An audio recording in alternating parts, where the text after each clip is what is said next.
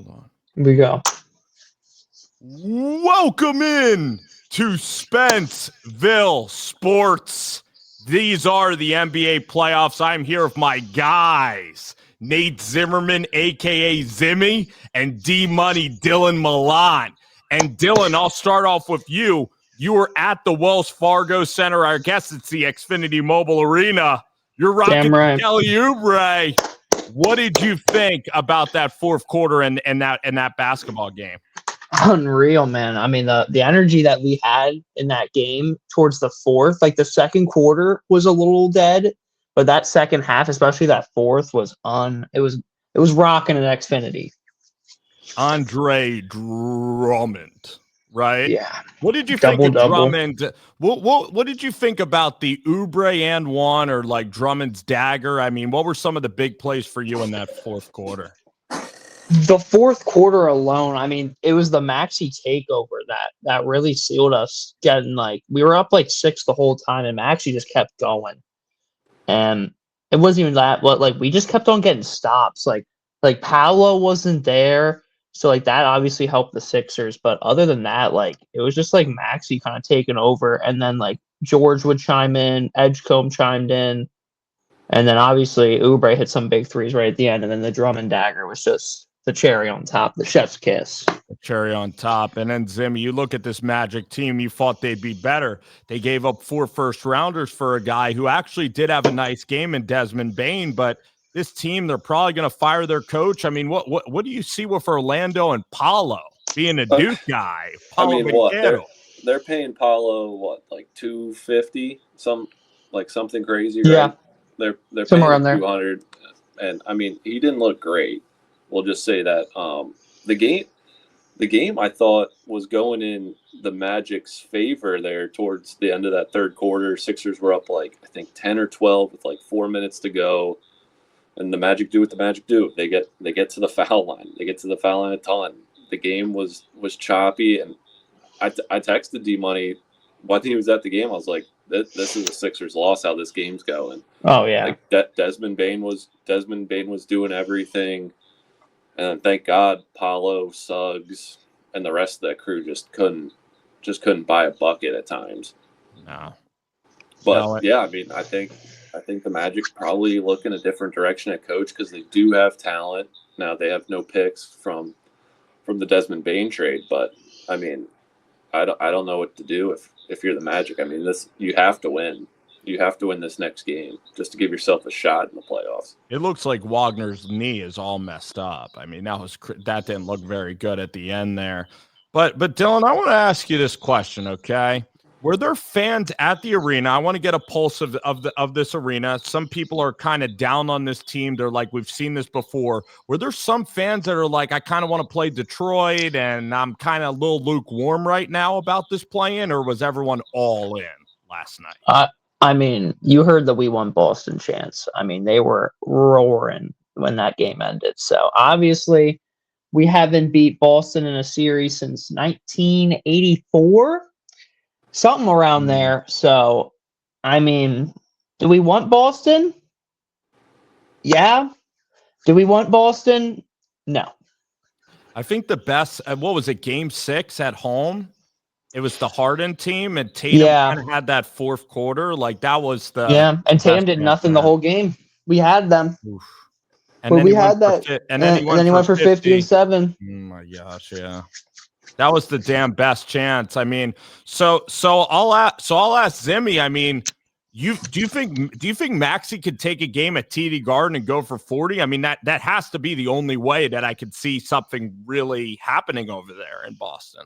I mean, you said it before, and Shmoney hinted on it. Do we really want Boston? Like, I see a gentleman's sweep, sadly, from Boston. I think Maxey can pull us one game. Probably game 1's probably going to be our best shot at getting one in Boston. With Embiid still in the air, not like I don't know what that situation is going to be like, but if you know one thing about Embiid, if he can play in the playoffs, he's going to play, and he's good in the playoffs. Like he's been good, even though how banged up he's been. And it's just a shame that this Sixers team year in, year out just can't keep Embiid healthy when it matters the most. So I think Edgecombe, George, and Maxey can get us one, but I'm not feeling great about the series. I would have personally rather played Detroit and stayed away from Boston, but I mean you can't play around the play-in, or you find yourselves on the outs. And if you're a Sixers fan and you're hoping for a loss and then a win, probably not looking good in the first place. So you got to take what's in front of you, and that's Boston. We'll see what we could do on Sunday. Exactly. I mean, Detroit, they can't really shoot the ball, but you would have had a Hornets team, and they weren't going to suspend LaMelo Ball no matter what, right? I mean, no, and they're too feisty, and it just takes, like I said, one game. You lose that second play-in game, and now the Sixers' house is on fire, and then you're like, all right, well, what do you do with Nick Nurse? What do we do with Embiid missing another playoffs? But Paul George is getting paid way too much money. So I think winning, getting Boston is what you want, but Boston's not what you want at the same time. No, and Dmoney, I mean, but the one thing is, it's so annoying when New York fans take over, and now Boston fans are kind of going to take over. But what do you think about VJ, man? He just seems like the future. He seems fearless. I mean, what do you think of Edgecombe? I mean, the fact that he's 19 and doing all this already is just beyond me. I mean, he came into a loaded draft and got drafted third above a lot of great talent, and he is exceeding or matching par with the expectation of him being coming into the league, averaging like 18, 19 as like the third or fourth option, which is unheard of as a rookie, because Flag's averaging 22 or somewhere around there, and he's the first option on a losing team. And Edgecombe's averaging like 18 or 19, I say, on a pretty solid Sixers team, like when healthy. Yeah, I know, because you have Oubre and Paul George, but this bench, it gets so thin, and so what do you think, Dmoney? What do you think about Adem Bona? And like we have to play a center in this series, I mean. Oh yeah. So Bona, I think, had the guys going last night. Obviously, his fourth quarter was not too great, but his shot blocking around the rim, I think, got the Sixers to be like, all right, we can sit down this game and clamp this team up and play great defense. Like his blocks, that changed the way the whole Sixers like body language was on the floor. Like, and you could see it like in person. Like when he got the one block that was unreal. I think it was on Wendell Carter, where he jumped like over the backboard to get it. Yeah, it was his foot hit the bottom of the backboard. Like it was unreal. And that got us going. And I think that led to the VJ spin move layup, if I'm not mistaken, and one. That might have led to it. I like the chemistry on this team, I got to tell you. Oh, yeah. I would say if they play like this, they could probably get a game against Boston. If they play this feisty, obviously we don't want to have 27 fouls like we did against the play-in, but they're going to need Quentin Grimes to do more than what he did last night. I mean, I think Grimes ended with like 4 or 6 points, only took 3 shots. Like Grimes is too, like one of those guys that has to come off the bench and be able to give us, something productive off the bench. Because, I mean, Maxey led the league in minutes played per game this year. You're not going to be relying on Drummond and Bona like a ton of minutes in this game just with the way Boston plays. Like you're going to be guard and forward heavy, and like Grimes, Edgecombe, George, are going to have to step up, and even Don Barlow at times going to have to step up there in that 4-man spot. I'll tell you who else is going to have to step up. Kelly Oubre. Yeah, Kelly Oubre as well. And he's been playing great ball. Kelly Oubre He's been playing Jr.? some great basketball. Yeah, he hit some threes. He also hit the side of the backboard. He hit 5 threes last night. I mean, so Zimmy, I'll ask you, what do you think of the matchups for Boston? Like, who's guarding Tatum and Brown? I mean, I think Tatum's going to go to Paul George.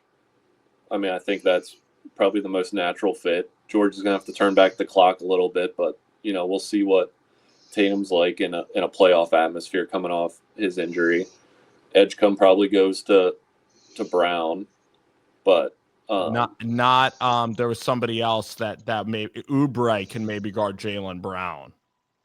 Yeah, maybe, but I think they probably start Edgecombe out early in the series, see how that works, and then Nurse will adjust.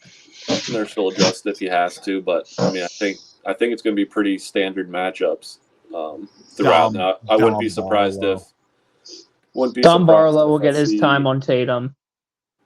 If I see the Celtics play a little zone against the Sixers at times, like that tends to be a thing here in the playoffs. Teams play a little 2-3 against the Sixers, and we get out of sorts, can't beat a zone. So, be interested to see the discrepancy between the coaches, and the Celtics are going to jack threes, and that's just how they play. Derek White's going to be scary. I mean, the one weakness is the center position with Vooch or Garza, and you have to take them out and play small ball maybe against Boston.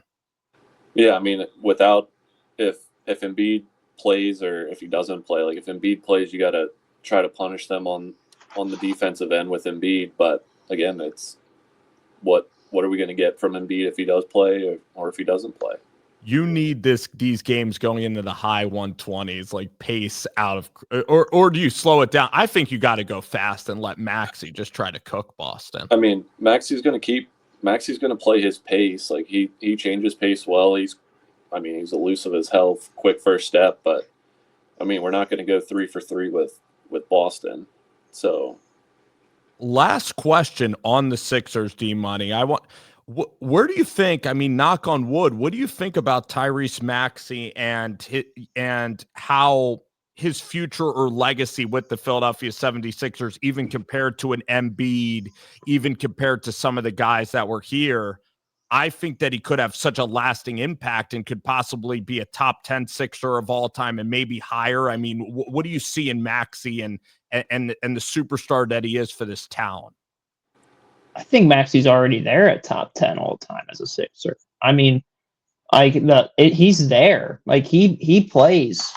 And not only that, I mean, he's averaging 28, 29 a game already. He's only 25. Like he's almost like a veteran at 25 years old. Like he's just been there forever and everyone knows it too. Like he's a scary guy and you definitely don't want to see him get hot in these playoffs. Obviously, we saw what he did against the Knicks 2 years ago in Game 5, where he just went absolutely nuclear in the fourth. Like he's one of those guys that will take over a whole game and he'll ruin the game.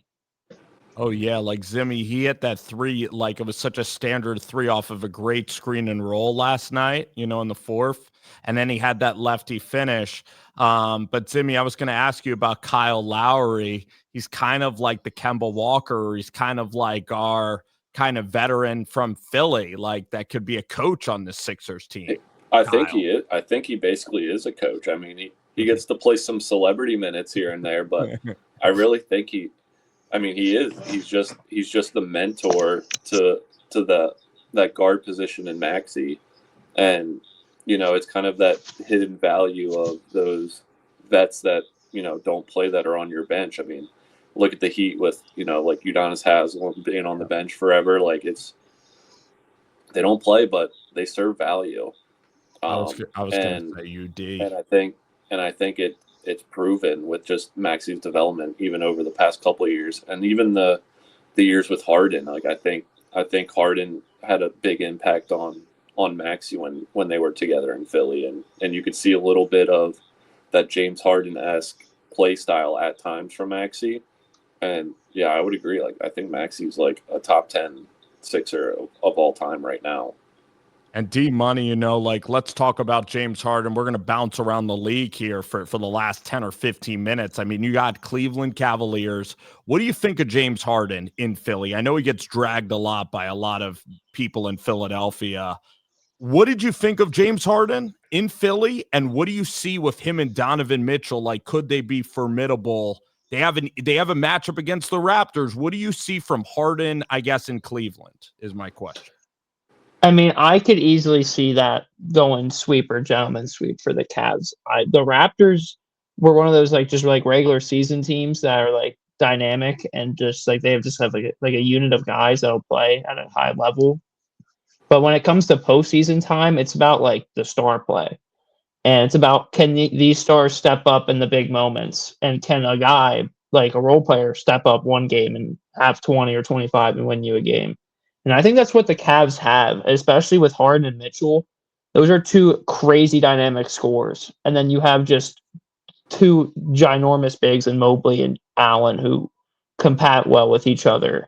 So I mean, Harden and Philly, I didn't see anything wrong with it. Like he came to Philly after a rough look out on the Nets, like overweight Harden.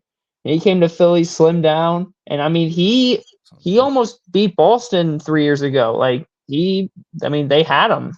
I mean it was him. Like and what he did to Maxey was just you could even see it today. Like Maxey loves Harden, and obviously I think Harden loves Maxey too. So I don't know.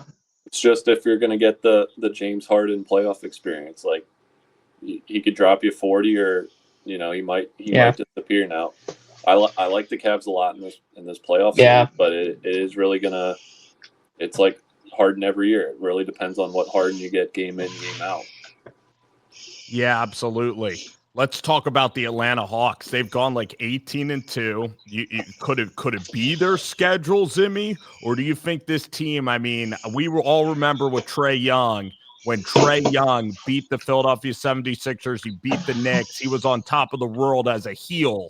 But look what happened when Trae left this ball club. I mean, what do you think of Quinn Snyder and the Hawks? They're playing the New York Knicks. What do you think about Atlanta?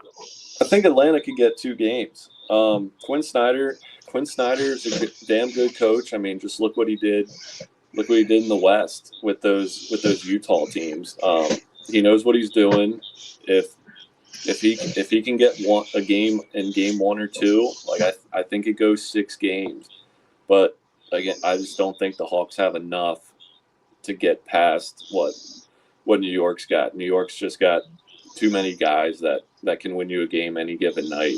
Between Brunson and Cat, Bridges is gonna Bridges is gonna play. Like they just have the guys, and it's gonna be tough for Atlanta, but I think Snyder can get a game or 2 out of them. But I like this Atlanta team. And what do you think, Dmoney? What do you think of Atlanta? I mean, how about Jalen Johnson this season? I mean, this was a huge step up for Jalen Johnson about him just like taking over. And I think that's what the Hawks saw is like, this is Jalen Johnson's team. Like we're not around Trae Young anymore. Like we're here with Jalen Johnson, and just throwing like wing defenders around him, like Dyson Daniels and stuff like him. Like Jalen Johnson is a guy that does everything on the court.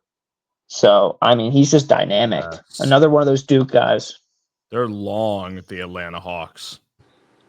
Dylan, the one thing I'm going to say is I love Dyson Daniels. You got Nickeil Alexander-Walker, the veteran CJ McCollum. So I'm rooting for the Knicks to go down. I mean, their fan base I would love the Knicks to smack. lose. I mean, you look at Jalen Brunson, and it seems like the Nova story's almost over. I mean, DiVincenzo left that team. I mean, do you think they're really the Nova Knicks, or they're just kind of this newer version of hateable Knicks now? This is just it's a hateable Knicks team. They have their Nova flashes of just like being hustle guys and like being durable and like taking shots and getting right back up. But this is just a heel team. It's just a team that people can just get behind and just be like, yeah, screw the Knicks.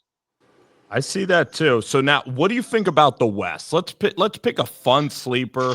I mean, Dmoney, are you actually going to go on FanDuel and play something on a West underdog? I mean, let's hear it out West. Those Minnesota Timberwolves, man. I mean, don't disrespect Anthony Edwards and how they play over there in Minnesota. I mean, they can sneak up on a team, man, and Ant's probably the most, if not the most dynamic player in the league. And then if Gobert's anchoring and they can find some like Randall scoring here and there, I mean, dude, that's a scary team in Minnesota. Oh yeah, and Zimmy, they beat Denver. I mean, they own them in Game 7. Or do you just see Denver as getting it together with this new core in Denver? I mean, Jokic is the man. Jokic is the best center in the league. He's my guy. But yeah, I mean, I like the Timberwolves. like the Timberwolves a lot in this series. I see this one going 7 games. Probably first one to take a road game, I think, is going to be the one that wins the series. So if one of them can get that first road game under their belt, I think they take it game 7. But this is going to be a fun 7-game series. The winner of this, is going to come out a little beaten and battered. But this should be a fun series. The teams match up pretty well. Damn, that's so true, because I want to see San Antonio take their lumps, actually. I want to see the winner of this series beat San Antonio.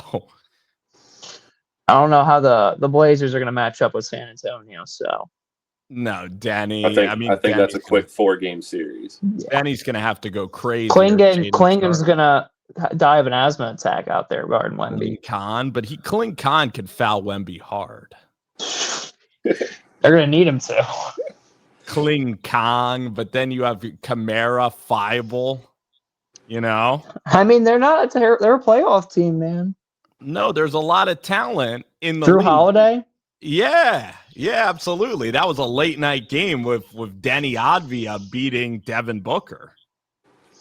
How about these next play-in games though, Spence? What, tomorrow night? Yeah. Who do you got? I mean, I know you're America's team. I know you want to see the Hornets win. Oh, Melo is the best. I mean, and Khan bounce back. I mean, no one wants to see Orlando's ugly basketball at all. No. Orlando Pistons, that game wouldn't even be televised. It'd be so ugly. It'd just be the Pistons just pushing people around. Ron Holland. And, I mean, the Pistons are so entertaining because of Beef Stew, Oh, yeah. Just a pure enforcer in the league nowadays. That's what the NBA needs. Absolutely. So the Clips are gone. So in the West, it is Phoenix and Golden State. Golden State. And the winner plays the Thunder. In the Valley of the Sun, and old Colin Gillespie is certainly cooling off. I think Golden State's a big favorite tomorrow. Is that true? That is probably true. I think both the teams that won their play-in games are going to be the favorite because it's like they just came off a loss and they just didn't look great. Right. I guess having Steph in there and then Jimmy Butler. Well, Butler's Butler won't play. But Jimmy was at the game. Yeah, he's there like watching. He's there, spectator. He's there. I think they're going to start using Draymond Green as guarding the other team's dynamic guy, I think, again, which I don't know if Draymond is up for that still, but I mean, he did it with Kawhi. Kerr went to a full-on double team, throughout they fell down early, like 14-2 last night, and then Kerr called a quick one, and they went full double team like the rest of the first half and got back into that game, scrapped back into that game. So be interested to see what Kerr's got in the bag for Booker and the boys. Oklahoma doesn't want Golden State. Does anyone want Curry? No one wants Steph, and Steph's probably like a top 7 guy ever. I mean, but does anyone want the Thunder? No. and then you look at the other pod, you have the Lakers and the Rockets. I'll take Houston as my sleeper though in the playoffs. I was gonna say, Spence, what are your thoughts? Like KD, like this is a big playoffs, like just a big playoffs in general for KD. Like what the Lakers, didn't they knock out the Rockets? Was it 2 years ago? Last year? One of those two, the Lakers knocked out the Rockets. They add KD. Like KD's on a prove it kind of playoff run here. No, 1,000,000%. Everyone's kind of down on Houston. I like this Houston team a lot. I mean, they have all these pieces, but Jabari Smith doesn't really fit. You have Sengun, Reed Shepherd's going to be huge against LeBron, right? And Reeves is out of this series. So I think Luka here for the beginning of the series? I think he's coming back mid-series. Yeah, that's what I think it is too. So the Rockets need to take these LA games early before Mr. Doncic comes into Houston and lights them up. Oh my gosh, yeah. I could see that happening, can't you? It could easily. But he might be out the whole series. He might be. But the only thing is that the Rockets have they have the Amen Thompson, so they have the guy that might be able to do the best on Luka or someone like a Reeves, like a guy that can really sit down on one of those two. You gotta like, how physical is the Houston Rockets ball club? I mean, they play a fun, physical, but yet ugly offensive style of basketball, don't they? I think that's just more of Sengun's play style. It just looks ugly, but it's kind of good. Ime Udoka, but you have Amen Thompson, who still can't really shoot, but he's so damn good at every part of the game. Oh yeah. So I mean, it's going to come down to Houston, Oklahoma City. It's looking like Oklahoma City, though, again, is probably going to make the West Finals. You know, Yeah, unless Wemby, unless Jokic or whoever wins that series of Timberwolves Nuggets goes and gets Wemby.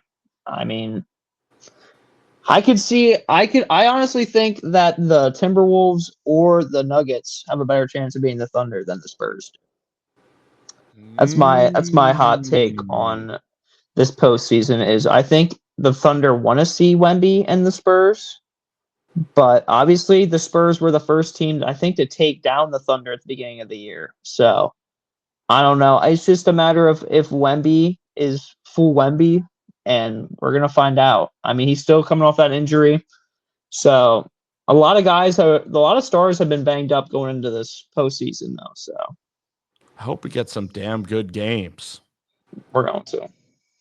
We got Zimmy, we got Dmoney, guys. This was a really fun pilot episode for this crew, and guys, I want to do this again when we get some playoff games to talk about. Oh yeah, dude. Anytime, Spence. Appreciate you. Thank you, man. All righty, guys. Take care. I enjoyed the night.